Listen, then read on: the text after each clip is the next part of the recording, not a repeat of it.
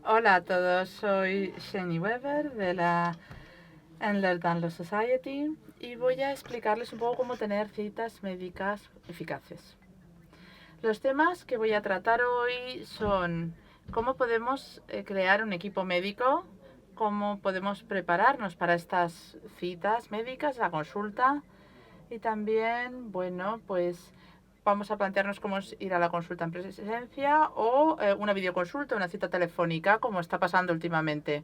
Vamos a ver también qué hacer cuando llegas al servicio de urgencias o cuando tienes un ingreso hospitalario. Y vamos a ver también algunas de las mejores prácticas como paciente. Entonces empecemos por qué es un equipo médico. No existe un médico único, una especialidad concreta que pueda realmente investigar o tratar cada uno de los síntomas que tenemos con el Ehlers-Danlos, además de las comorbilidades asociadas. Por eso necesitamos un equipo médico que incluya a los distintos especialistas que necesitamos para nuestros síntomas y comorbilidades. Nuestros equipos médicos van a variar. Los tuyos y los míos no van a ser iguales. A los que tú tengas en tu equipo pueden ser muy distintos a los que tienen otro tipo, incluso el mismo tipo que tú. Pero lo cierto es que deben ser las especialidades específicas que se necesiten en tu caso. Porque tú eres el capitán de tu equipo médico. Yo sé que en el fondo todos queremos encontrar a ese médico perfecto que lo va a organizar todo, al resto de los médicos y profesionales, se va a comunicar con todos. Pero por desgracia, nuestros sistemas sanitarios no funcionan así, al menos no de momento. Tenemos que ser nosotros el capitán de este equipo. Somos el miembro más importante al fin y al cabo, porque somos los que vamos a beneficiarnos o vernos perjudicados dependiendo de la atención que recibamos. Así que es nuestro papel compartir la información con los distintos médicos, explicándoles qué es lo que nos pasa, pero también qué es lo que están haciendo los otros médicos del equipo que te han recetado, que te han dicho, qué procedimientos, qué intervenciones has hecho. Bueno, pues todos los médicos de tu equipo deben estar actualizados, tener la última información. Muy bien, ¿qué es ser un buen médico? Un buen médico es una persona que quizá no es un experto en HSD o en el Ehlers-Danlos, pero que está dispuesto a aprender. Es una persona que se le da bien comunicar, puedes hablar con esta persona. Es una persona con la que hay una relación de igual a igual. Es un médico que te trata como un igual. Eso es un buen médico. Quieres que te escuche, que resuelva problemas. Pero como estamos hablando de buenos médicos, también tenemos que pensar, vale, pero ¿qué es lo que tenemos que hacer nosotros? ¿Qué es un buen paciente? Un buen paciente es el que se ocupa de su salud, porque entiende que es su responsabilidad hacerlo lo mejor posible para encontrarse en el mejor estado posible. Son activos en su cuidado y en su atención sanitaria. Y un paciente bueno entiende también que cuando estás buscando atención sanitaria, no es el momento cuando estás ahí para dejar que tus emociones hagan lo que quieran. No, no, no, tienes que resolver problemas. Pero no es un momento para que te conviertas en una persona excesivamente emocional. En ese momento no busques validación, comparte datos. Esto, las emociones extremas, se quedan fuera de la consulta. Habla con tus familiares, con tus amigos, con los grupos de apoyo. Esos están ahí para eso. Pero un buen paciente llega a la consulta a la hora que le han dicho, viene con toda la documentación y está dispuesto a probar tratamientos. Y además es una persona sincera, porque es imposible que te den una atención adecuada si no dices la verdad o si ellos no te dicen a ti la verdad. Bueno, ¿y cómo encontramos a los médicos que van a formar parte de nuestro equipo? Bueno, pues pueden ser amigos o familiares los que te digan este médico, este otro.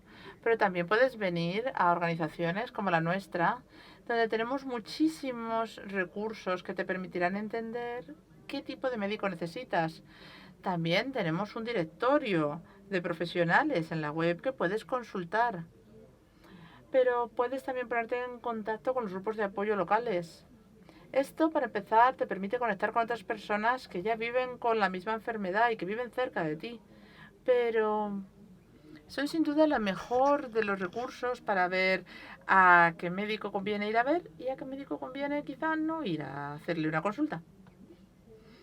Y eres tú el que va a decidir quién va a estar en tu equipo, al fin y al cabo. Vale, ¿este médico quiere aprender sobre mi enfermedad? ¿Está dispuesto a que le pregunte cosas? ¿Hay una posibilidad para que trabajemos conjuntamente? Quiero a este médico en mi equipo. ¿Cómo consigue uno la ayuda que necesita? En primer lugar, necesitas expectativas razonables. Tienes que recopilar datos, tener un objetivo. Tienes que tener una agenda para cada cita, para poder realizar una comunicación eficaz. Empecemos con las expectativas razonables. Yo tengo algunos ejemplos aquí de lo que es razonable y de lo que no lo es.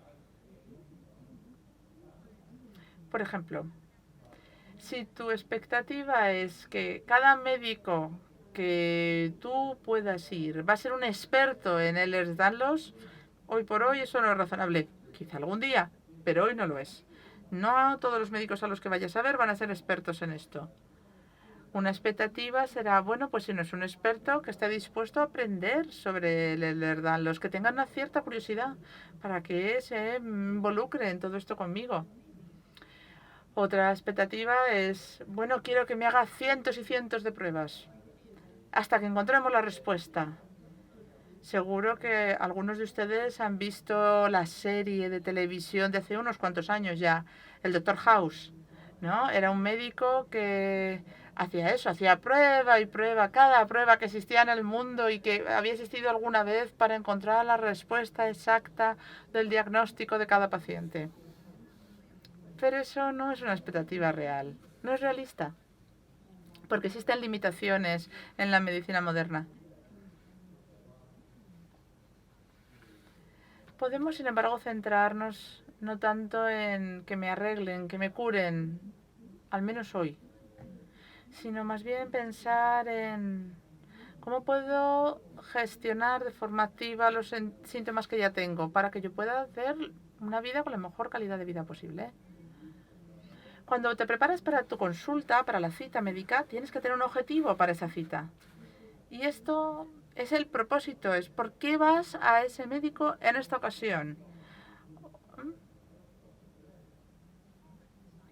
Esto es un objetivo que vamos a fijar nosotros. ¿Qué queremos sacar de esta cita? A lo mejor quiero que me hagan una serie de pruebas, o yo quiero hablar sobre posibilidad de utilizar una férula o alguna ayuda ortopédica, o bueno, ¿por qué no? Hablar sobre nuevos síntomas que estoy teniendo. Entonces, lo que quieres a veces cuando tienes nuevos síntomas es que el médico empiece una nueva investigación en tu caso para ver qué está pasando ahora. O quizá quieres que te deriven a otro especialista por otro motivo. Necesitamos recopilar datos para que tanto tú como tu médico sepan qué hay que hacer. Y el objetivo, por lo tanto, es hablar, por ejemplo, como hemos dicho antes, de nuevos síntomas. O si el objetivo es un seguimiento de cómo va un tratamiento farmacológico o de otro tipo, si va bien, si no va bien.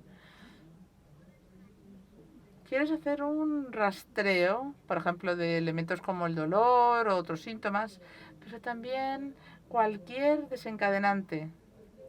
Por ejemplo, cuando como esto se desencadenan los síntomas, o quizás es la climatología, ¿no? A veces los cambios barométricos generan que nos sintamos peor.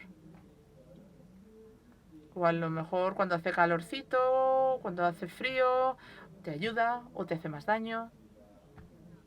Hay que pensar, por lo tanto, en los distintos desencadenantes o posibles desencadenantes, ¿no? Y hay que recopilar toda esta información porque te puede ayudar a ver qué es lo que desencadena los síntomas y qué no. También tened una información completa de los medicamentos que estáis tomando, los complementos nutricionales, si están ayudando o cuáles son los tratamientos que estás haciendo para ver qué funciona, qué no funciona y cuándo. También puedes recopilar información de forma a la antigua con un boli y una hoja o, por ejemplo, imprimes una gráfica como esta, una tabla, y ahí anotas la información clave, ¿no? Entonces tenemos hora, día, cuando estás escribiendo sobre el dolor, sobre los síntomas, qué es lo que sientes, qué es lo que notas, qué es lo que estabas haciendo justo antes de que empeorara un síntoma y qué has hecho ante ese dolor, ante ese síntoma. ¿Has tomado un fármaco? ¿Has utilizado un rodillo de espuma? ¿Ha funcionado? ¿No ha funcionado? Anótalo todo. Si tienes buenos datos, es más fácil, por ejemplo, recopilarlo todo, tus diarios de paciente, tus tablas, tus gráficos, y los pones aquí en este otro tipo de gráfico. Existen herramientas en Internet hoy por hoy que nos permiten hacer esto de forma fácil. Utilizar bien un gráfico lineal, de barras, circular, cualquiera de ellos, ayudarán probablemente a que el médico en un segundo pueda ver e identificar qué está pasando. ¿Veis aquí en esta muestra? Es un gráfico lineal que nos va mostrando cuándo hay inflamación, dolor, inmovilidad y cuándo se ve afectados estos síntomas a lo largo de varios días. Y también te muestra que hay 2 tratamientos distintos que está probando el paciente y así ve cómo funcionan. Como os podéis dar cuenta, la línea azul, eso baja. Lo que estaba utilizando era una cura de frío, no entiendo muy bien qué tipo de tratamiento es, pero bueno, le estaba funcionando aparentemente. Y en la línea roja han puesto BFST, sea lo que sea eso, pues a veces le funcionaba y luego no, y luego sí, y así. Parece que iba y venía las opciones. También podéis utilizar las aplicaciones para hacer un rastreo de los síntomas. Tanto si tenéis un iPhone o si tenéis un Android, hay muchas opciones. Aquí he puesto algunas, ¿eh? Esto es una mera lista de algunas de las que hay. Buscad de todas las aplicaciones en el mercado cuál es la que os resulta más cómoda, cuál os gusta usar y sobre todo os animo a plantearos cuáles son las funciones que te dan y cuáles os interesarían. Por ejemplo, las que rastrean síntomas, cuáles de ellas utilizan esa recopilación de datos y los convierten en gráficos, como os decía, o en un informe directamente que puedes presentarle al médico. Algunas de estas aplicaciones, además, envían de forma automática o de forma manual los informes al médico a través de un correo electrónico o a veces con los portales de pacientes, si lo tenéis. Esto te ahorra pasos. Pensad en las opciones que os interesan y cuáles son las opciones que harían que tanto tu médico como tú podáis determinar mejor qué es lo que está pasando y qué tratamientos sí funcionan y cuáles no. Antes de cada cita debemos crear esta agenda o esta lista de cosas que queremos que pasen en esta cita, en esta consulta. Aquí pondremos nuestro objetivo, los medicamentos, así como la anamnesis que tenéis, los síntomas nuevos que pueda haber, qué es lo que ha pasado, cómo lo has tratado, ha funcionado o no ha funcionado. Cualquier gráfico que podáis tener se añade, o fotos, si tenéis fotos. Por ejemplo, habéis tenido una urticaria, o habéis tenido un sarpullido, o habéis tenido lo que sea, pues incluidlo todo ahí. Esta sería, por ejemplo, una de estas agendas de cita que se crea antes de la consulta y veis que está la fecha, el nombre del médico y además incluyes cuáles son tus constantes vitales. Van a medirte la tensión, la frecuencia cardíaca, van a ver cuánto pesas, qué otros datos fundamentales van a tomar. Cuando vas a la consulta, deja espacios para marcar cualquier información que vayan a darte durante la consulta. También aquí en este caso querían ver cuál era la causa y ver cómo podía tratarse el incremento de mareo que estaba sufriendo. Querían ver cuál era el diagnóstico. Esta persona tiene sed hipermóvil y también tiene artrosis. Así que la clave era, bueno, ¿qué suplementos y qué medicamentos está tomando? Estaba tomando tramadol y vitamina D3. Y luego también quieres incluir en la lista cuáles son los nuevos problemas desde la última consulta que has tenido con ese médico. Y fijaros que ha escrito en la parte de cosas nuevas que se marea. Pero en realidad no solamente ha puesto eso, ha puesto con qué frecuencia se marea. ¿Qué hace cuando se marea? ¿Cuánto dura cada mareo? ¿Y quién en el equipo médico sabe también que se está mareando? Y luego incluye los tratamientos que ha probado. Esta persona está intentando tomar aproximadamente unos 2 litros de fluidos al día.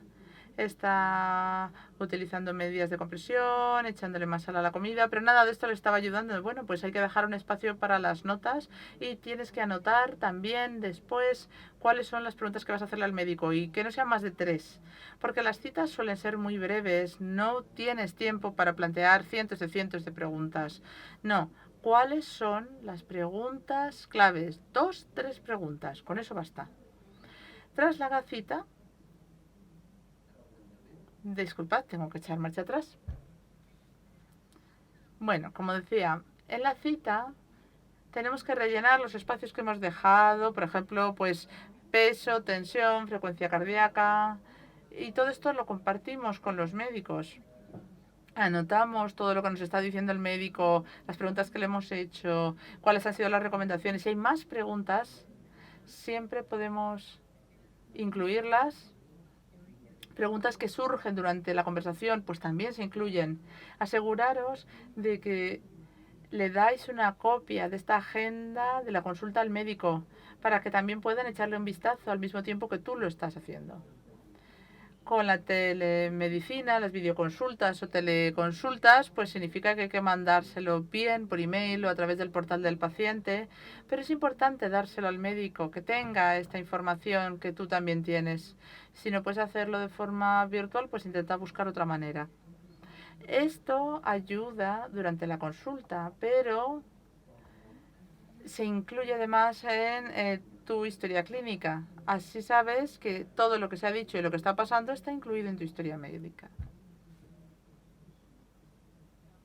Bueno, hay que compartir toda la información que hemos recopilado, hay que explicar el objetivo y hay que compartir los datos cuando llegas a la cita.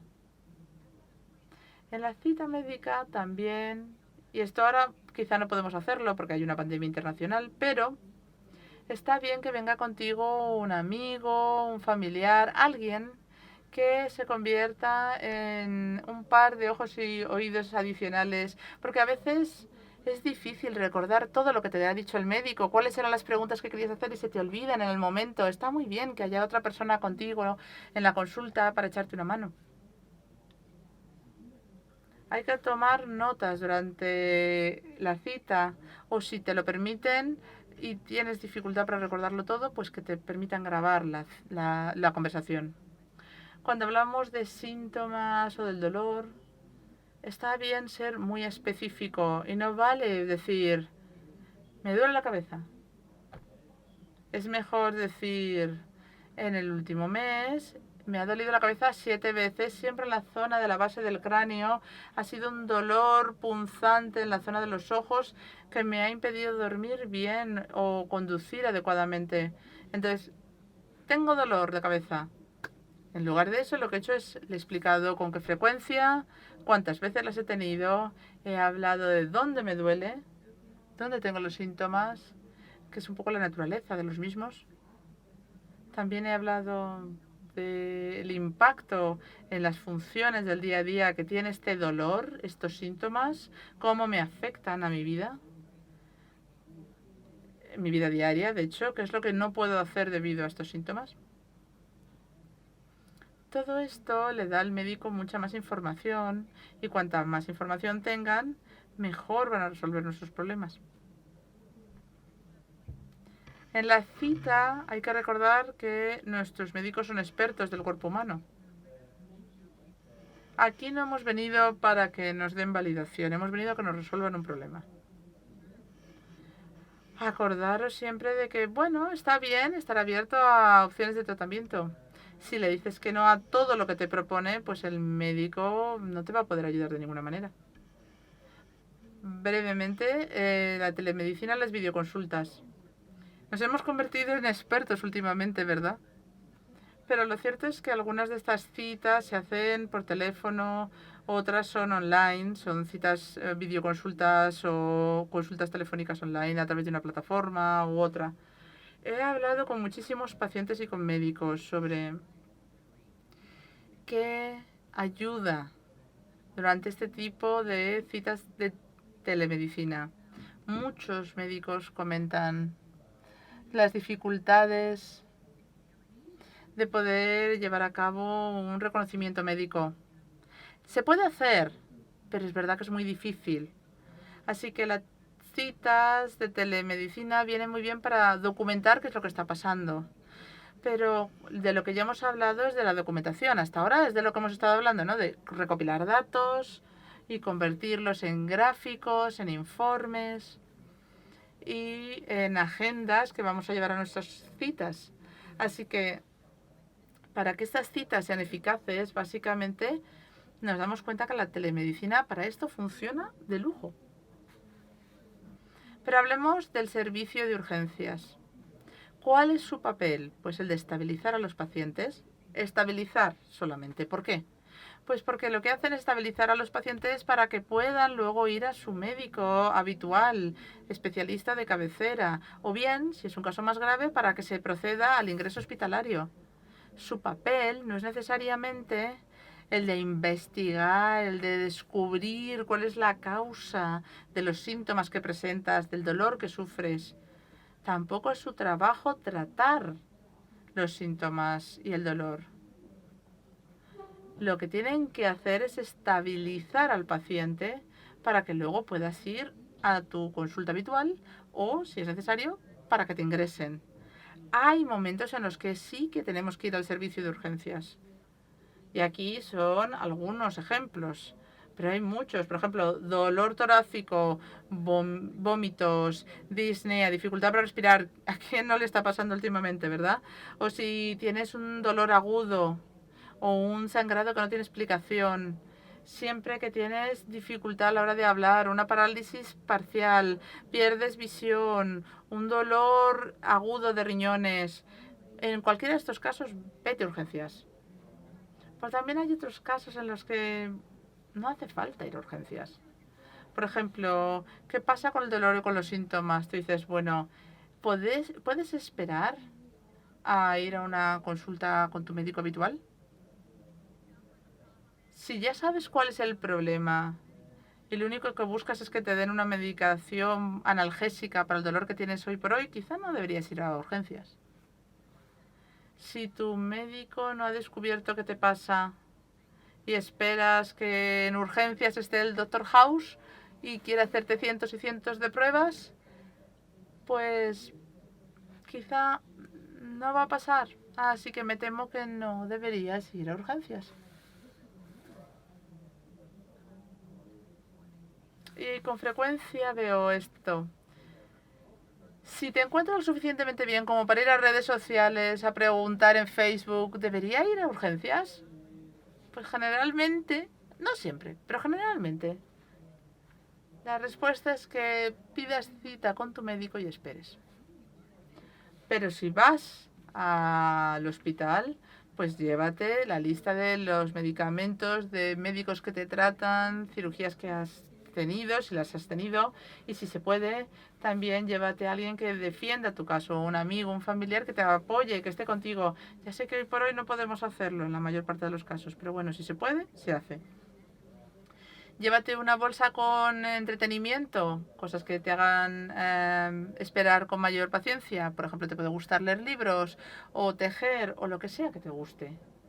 Ropa cómoda, una almohadita, la información de tu seguro médico, tu tarjeta de la seguridad social y, por supuesto, lo más importante, llévate el cargador del móvil porque todo el mundo se trae el móvil pero nadie se trae el cargador. Hay que asegurarse de que nos hacen chequeos de forma regular. No asumamos que, vale, este dolor que tengo ahora o este síntoma, esto es por el Ehlers-Danlos. No, no, siempre inmediatamente que te duele algo, que te pasa algo, no, es el set que ha empeorado. Bueno, esto es un brote de Ehlers-Danlos. No, no, hay muchos ejemplos en nuestra comunidad que han dicho, no, no, este dolor que noto, esto es el Ehlers-Danlos. No hay por qué preocuparse. Y para cuando fueron al médico a ver qué era lo que estaba pasando, les diagnosticaron un cáncer de estadio 4 y ya era tarde. Es importante no asumir que todo lo que nos pasa en la vida tiene que ver con el Ehlers-Danlos. Si tienes que hacerte un chequeo médico, hazte una revisión, porque hay que tener en cuenta las alertas. Por ejemplo, a veces hay problemas cuando hablas con un médico, ¿no? Porque se comporta de forma condescendiente, o no te hace ni caso, o no te responde a las preguntas, o no te hace preguntas, o no quiere explorar opciones de tratamiento, o no te respeta. Siempre o a veces, o no respeta el tiempo que te ha dedicado. Pero todo esto son señales de alerta. Pero también pasa lo mismo, hay señales de alerta para los médicos en relación con los pacientes. Nosotros no debemos comportarnos tampoco de mala manera, ni nuestros médicos deberían faltarnos al respeto, ni nosotros a ellos. Hay muchos consejos en cuanto a buenas prácticas para médicos y pacientes. Son básicas. Cuando vas a un sitio tienes que saber a dónde vas y tienes que ir con tiempo. Y si tienes que rellenar cualquier tipo de formulario, ve con un poco más de tiempo. Asegúrate que todos tus fármacos con receta los compras en el mismo sitio, en la misma farmacia. Entiende los límites del mundo médico. No nos encontramos en un momento de la historia en el que todo el diagnóstico por imagen, todos los fármacos, todas las intervenciones quirúrgicas ayudan o identifican o resuelven absolutamente todas las enfermedades y síntomas. Hoy por hoy lo que podemos esperar es poder ofrecer un tratamiento el mejor posible para los síntomas. Así que dad las gracias a todos los que están intentando ayudaros. El personal de enfermería, el personal administrativo, a los médicos. Cada vez que alguien te trata bien, sé agradecido. Y sé sincero. Si te estás tomando los medicamentos, lo que está pasando. Y también, no te lo tomes como algo personal. Si te hablan sobre si fumas, cuánto pesas, qué haces con tu vida. Porque lo que quieren es información para entender los riesgos de salud conocidos. Es parte de su trabajo. Les han enseñado a hacer eso. Somos nosotros los que debemos tener cuidado con nuestra vida, es nuestra responsabilidad. Igual que tenemos un montón de obligaciones, también hay algunas cosas que no deberíamos hacer. Lo cierto es que tenemos que entender que estas citas pueden durar entre 15 y con suerte 30 minutos. No da tiempo para que el médico se lea todos los folios de tu historial clínico o para que se lea los artículos que le has traído sobre el Ehlers-Danlos. No va a funcionar así. Si le envías un artículo al médico, que está bien y es importante hacerlo porque queremos que nuestros médicos sepan cada vez más sobre esta enfermedad, pues hay que compartir artículos y publicaciones de publicaciones científicas o de organizaciones internacionales serias, porque así las van a respetar y se las van a leer. Si le mandas una cosa que has encontrado en Wikipedia o en el blog de alguien en Internet o alguien lo puso en Facebook, pues es probable que no lo considere una fuente fiable. Disculpad que me quedo sin voz, pero muchas gracias por prestarme atención. Si tenéis cualquier pregunta, podéis mandarme un correo electrónico aquí a la dirección que os pongo. Yo hice un webinario sobre este tema en mayo. Si queréis ver una explicación en detalle y profundidad de todos estos puntos, Podéis buscar mi webinario sobre esto en el canal de YouTube de la Eller Download Society. Espero que recibáis la atención que necesitáis. Gracias.